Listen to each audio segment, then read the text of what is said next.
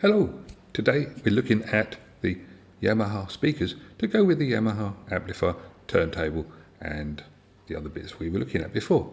So the Yamaha speakers, the NS5000s, they look quite impressive, or are they?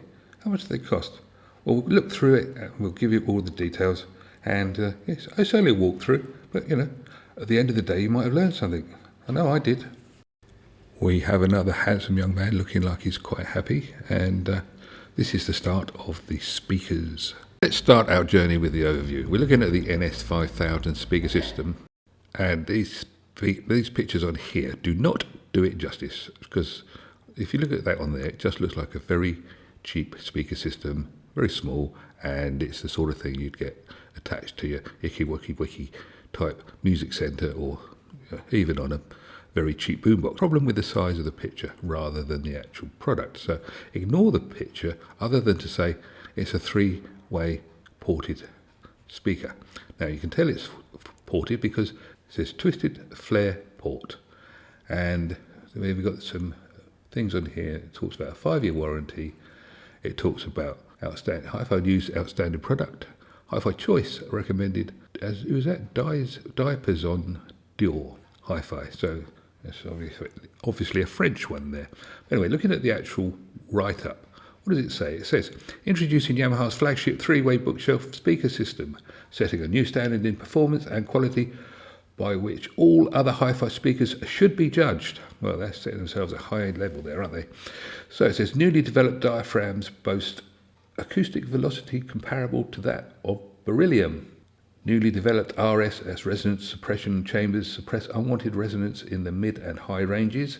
30 centimetre, that's 12-inch three-way bookshelf design draws on the tradition of the legendary NS1000M, which apparently look very similar. Carefully crafted laminated plywood enclosure made of Japanese white birch from the island of Hokkaido. And newly developed acoustic absorber eliminates sound absorbing material to revive the original presence of the music. Glossy black piano finish provides improved signal noise performance and adds to the luxurious joy of ownership. And then finally it says a frequency dividing network. Now, all of that is fairly straightforward. I like Yamaha. I would definitely get Yamaha products, so I'm looking at this from a ever so slightly biased insofar as I don't have a hate for them, and I'm looking at it from a technical point of view. So if you want to know what's what, then stay tuned. We'll go through it properly. So that's the beginning. Now what we're going to do, just have a quick look at a couple of points of that, and then we'll carry on going through the descriptions and things. There's a couple of points in there. There's the newly developed RS resonance suppression chambers. So that's quite an interesting thing to look at. And also, newly developed acoustic absorber eliminates sound absorbing material to revive original presence of the music. Well, I'm guessing what that means is they haven't filled it up with cotton wool like most speakers do to try and stop the sound rattling around in the middle. But we'll have a look when we get into the proper details. I think you'll agree this is a much better photograph of them, and it looks more like something that's impressive, particularly if you've got a big telly. No, this is not something you get from IKEA or down the local hardware shop. We'll look at this a little bit better in more detail when we get to it. But these are the stands for the speakers. So we start off looking at here on the features tab. It says 5-year extended warranty. Yamaha is offering you 5 years if you register, raising it from 2 years, which I think is probably a good idea. This is for the UK, but unless you're really rich, I think it's probably a good idea to have the extra couple of years, just in case. Now we go on to the really technical bits. So it says newly developed diaphragms boast acoustic velocity comparable to that of beryllium. I wondered what that meant, so let's see what it says. It says NS5000's tweeter, mid-range and woofer all feature diaphragms made of 100% Xylon, a synthetic fibre created in Japan, rated as the world's strongest and boasting optimum elasticity and vapour-coated with Yamaha's proprietary Monel alloy. The soft dome diaphragm suppresses peaks and clips in the frequency response caused by the inherent resonance of the diaphragm, whilst taking advantage of Xylon's high acoustic velocity comparable to that of beryllium. The result is a remarkably flat frequency response with with unified tone, colour and acoustic velocity over the entire frequency range, providing comfortable listening experience and meticulously accurate, superb sound reproduction of the highest degree. But what does that really mean? Well, what it's really trying to tell you is that because speakers are going backwards and forwards and trying to do both at the same time, you do get twists and buckles in the material. So you need a material that is sympathetic to that in order to produce a good sound. If you get a brittle material, then you're going to have a problem. If you get one that's floppy, you're going to have a different sort of problem. So they're saying that this one is the best so far. And, well, I have no reason to disbelieve them. This bit appeals to me. It says a newly developed RS resonance suppression chamber suppress unwanted resonance in the mid and high ranges. And then it goes on to say that mounted on the back of the tweeter and mid-range speaker units are newly developed RS chambers, patent pending, that suppress unnecessary tube resonance generated behind the diaphragm. 2 specially shaped tubes installed in accordance with our proprietary acoustic analysis cancel tube resonance. These RS chambers achieve higher resolution reproduction by eliminating the need for a large quantity of sound-absorbing material inside the enclosure that tends to smooth the frequency response of each speaker unit and might degrade minute nuances of the sound. So what they're saying is they're tuning the actual speaker to do what it's meant to do rather than the box in this instance. And that way, because they don't shove it full of cotton wool, you're not damping everything that's in the box, you're just tuning the actual driver that you're listening to, which makes good sense to me. Now, when you consider that Yamaha make motorcycles, and if you've ever heard a motorcycle with a megaphone on it, it's loud, and then you hear one with a proprietary exhaust from Yamaha, it's not loud. And in my experience, going back a few years though, the megaphones made them not perform so well, and the proper ones worked better, and they were very hard to reproduce the results of the proper exhaust. So Yamaha do know what they're doing when it comes to tuning pipes. Now we get into the nitty-gritty, and it says here 30 centimetre, which is 12-inch three-way bookshelf design, draws on the tradition of the legendary NS1000M. As a result of meticulous research on a variety of enclosure designs during the development of the NS5000, we chose a bookshelf design as a successor to the continuing legacy of the NS1000M, released in 1974. That's a few years ago. In fact, that's an exact number, isn't it, if you work it out? The pinnacle of Yamaha monitor speakers. This bass reflex enclosure with an integral volume of 65 litres, the smallest possible size for a 12-inch three-way configuration, is solidly assembled with a three-way mitered joint construction technique and other traditional crafting methods,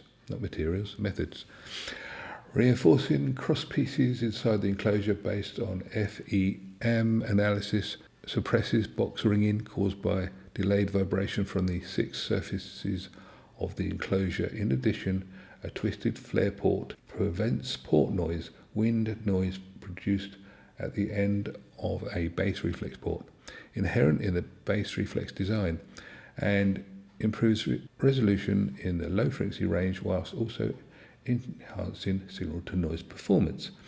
So what that is saying there is they stopped the box from flapping around, they've used very strong wood, they've improved on the designs they already had, so they've been doing it for a while. I mean, 1974, what's that, 50 years ago, isn't it?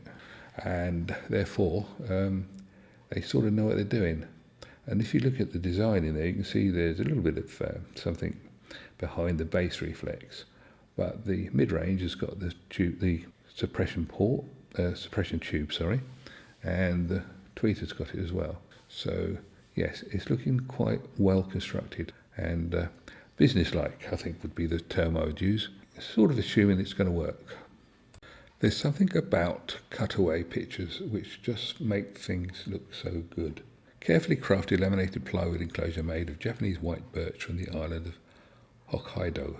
Then it says, in selecting the material for the enclosure of the NS5000, we carried out comprehensive studies of mechanical strength and acoustic properties of various materials, as well as the quality of domestic wood processed by painstakingly removed every knot and hole from the lumber and ensuring the durability necessary to withstand long use.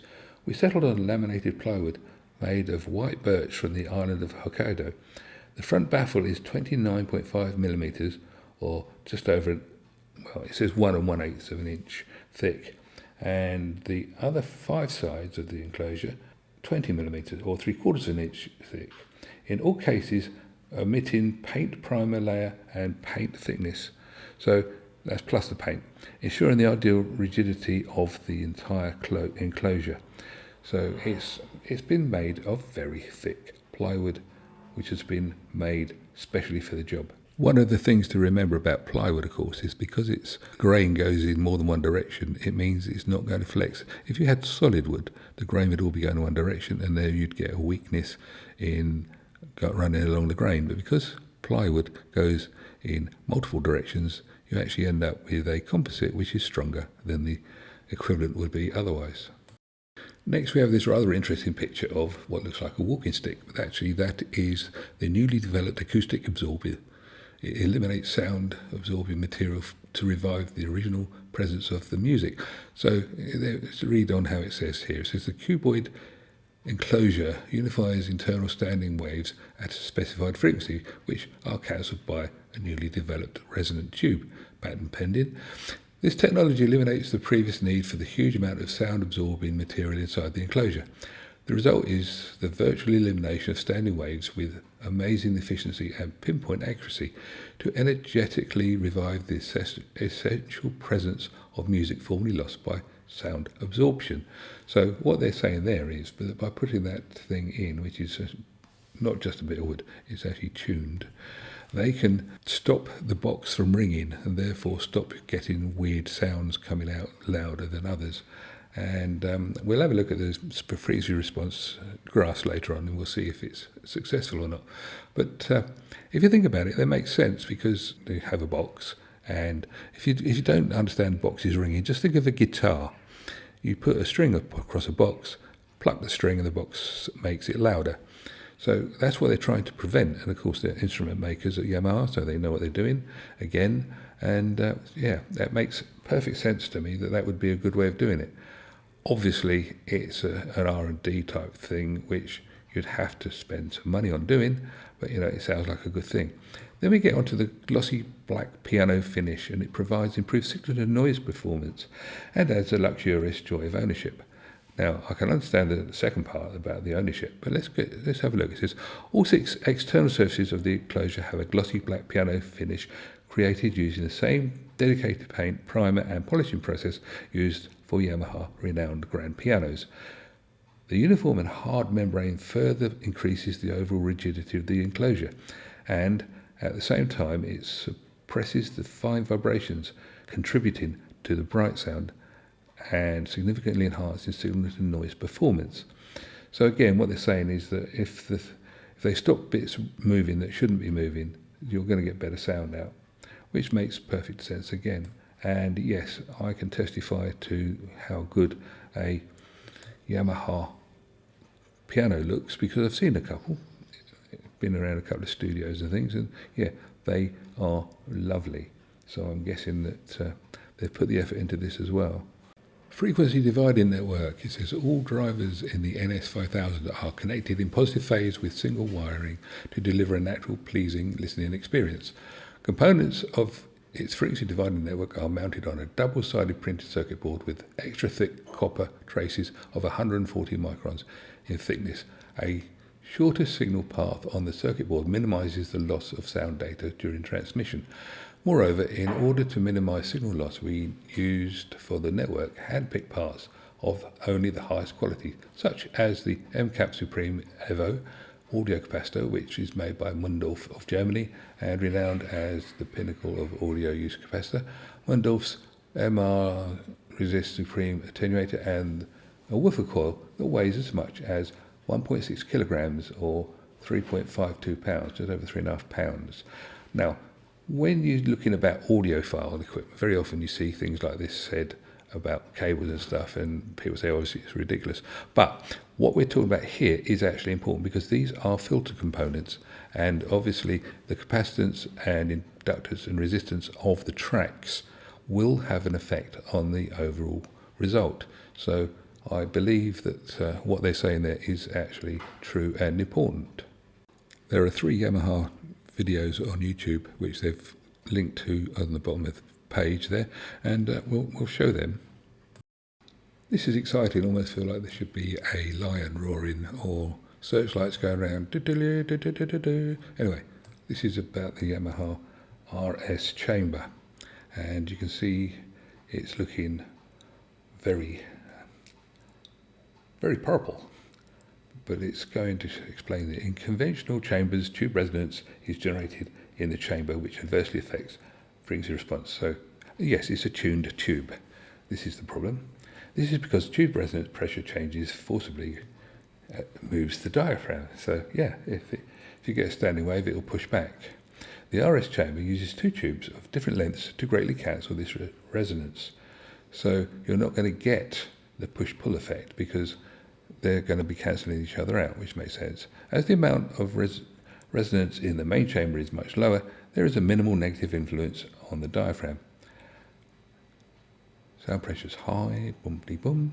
Every musical detail can be heard clearly without the need for sound-absorbing material, because again, these actual speakers work at specific frequencies, which we'll look at when we're looking at the frequency response charts.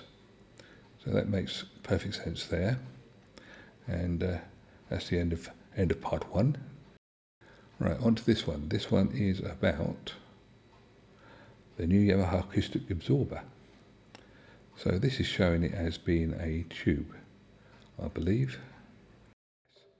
It's actually hollow, so the sound waves will normally be doing that. Inside the enclosure, standing waves are generated at a specific frequency which forcibly vibrate the diaphragm and the enclosure. We know that if you feel a speaker when it's driving hard, you will feel the case vibrating.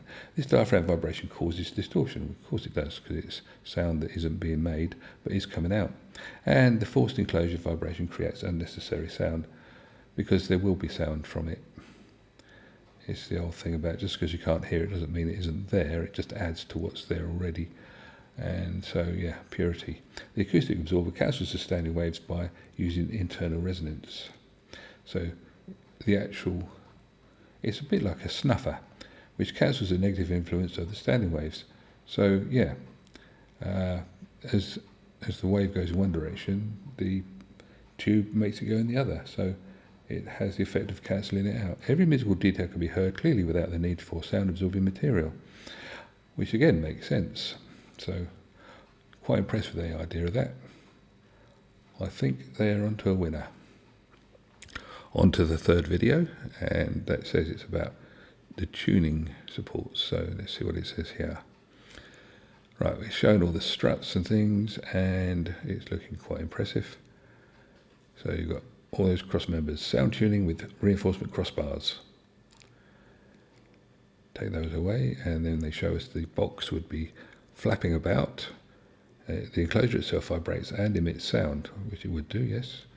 We've done that bit about making boxes ring with strings. Depending on the amount of radial sound on each side, of the timing of the emitted sound differs, making the sound muddy and unclear. So it takes time to happen, and therefore will cancel out some of the sound that you're listening to. Yamaha conducted repeated measurements of the FEM analysis and came up with a simple reinforcement structure with only 7 reinforcement crossbars in order to control the vibration. So they've managed to narrow it down to the bits that are important. Comparison of sound radiated from the enclosure. So you can see here how the sound from one is doing one thing and the other is doing the other. Yamaha effectively retained the appropriate desired sound and aligned the timing of the sound emitted from each surface. Wow. This is why things can cost a lot of money, because research. You have to do your research. Normally on hifi products, this is the page that has most contention and is very often very long. But let's have a look at this one. This is for the NS5000, and it says specs. And it says here, receiver integrated amplifier. Well, it's not. But anyway, so it then goes on to say type. 3-way bookshelf bass reflex type. Woofers, 30 centimeters, 12-inch cone type. Mid-range driver, 8 centimeters, which is 3¼ inch dome type, and tweeter 3 centimeters, which is 1¼ inch dome type. Frequency response is 26 Hz to 40 kHz at minus 10 dB, or 100 kHz at minus 30 dB.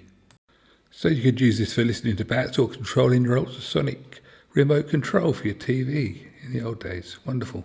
Nominal input power. I'm guessing the way they're specifying it, 200 watts.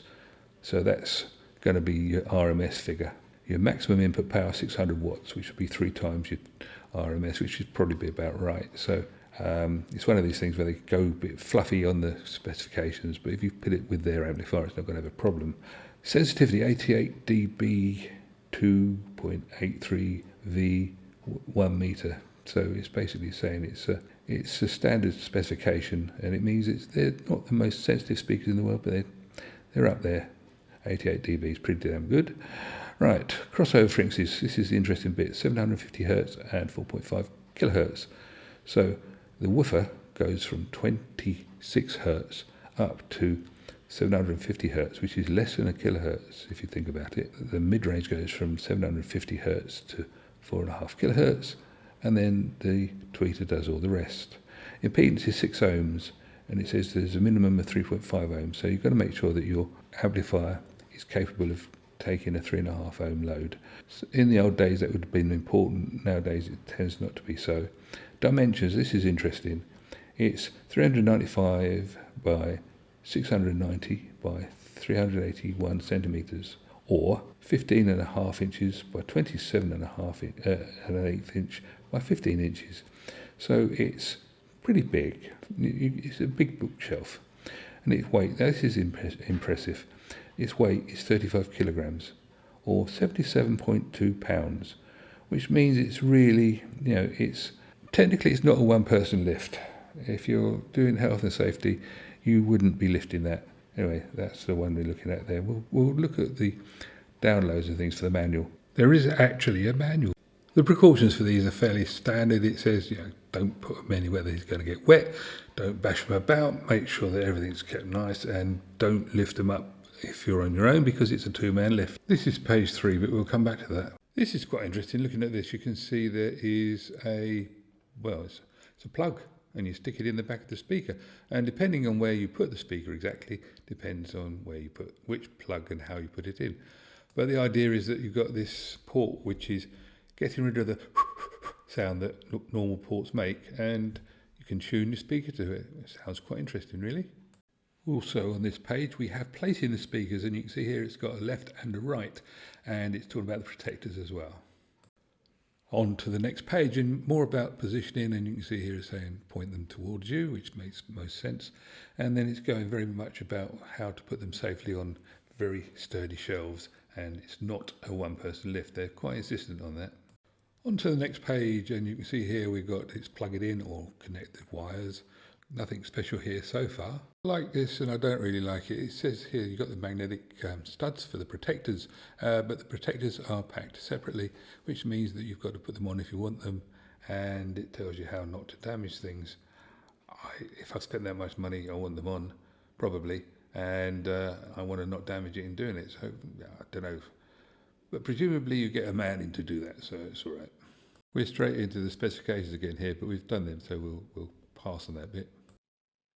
So that's the end of the actual manual there, but you thought I'd forgotten something, didn't you? No, we'll go back and have a look at page 3 now, and then we'll have a quick look at the thing that maybe is let's think about it. It's the IKEA bit that the speakers stand on. We'll have a look and see why that's important. Starts off by covering the features, which we've already looked at. This is what we've been working up to. Now look at this. This is the frequency characteristics of these speakers, and you can see that it's got 90 dB at just under 100 Hertz, and then it varies very slightly, but if you look at that, that's less than 5 dB in any direction, and it goes right up to 40 kilohertz, which is really rather good. But look how flat it is in actual fact. And where it's quite interesting is you've got where the speakers actually overlap. So you've got the just under a kilohertz, you've got a little peak on the impedance there, and then you've got, it drops down, the impedance drops down, and then around about, there's another lump there around about, what's that, 2,000, 3,000, about 5,000, which is where the other, where the tweeter comes in, and so obviously you've got the two speakers are driving at the same time. And the thing is, it's absolutely beautiful.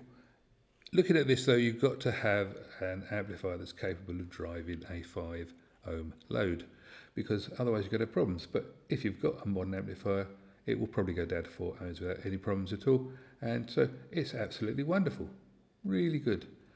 And I'm excited that we've had a look at that and the opportunity to actually understand what it means. So the speaker stand, now the thing about the speaker stands, they look like they come from IKEA, but I'm going to show you they haven't. So let's go on to the video and have a look and see what they've got to say about it. It's looking pretty good here. It's blends in, which is the best that can be said for it. Right, sonic impact of the speaker stand. Now this is quite interesting because there is a difference between having a stand and not. If you are installing a large speaker, the very presence of the stand will introduce changes in the sound.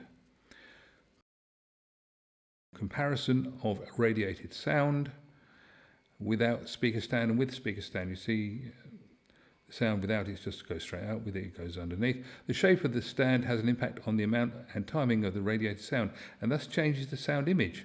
Well, that's quite interesting. You can see there the sound is being sort of sucked in and then spat out.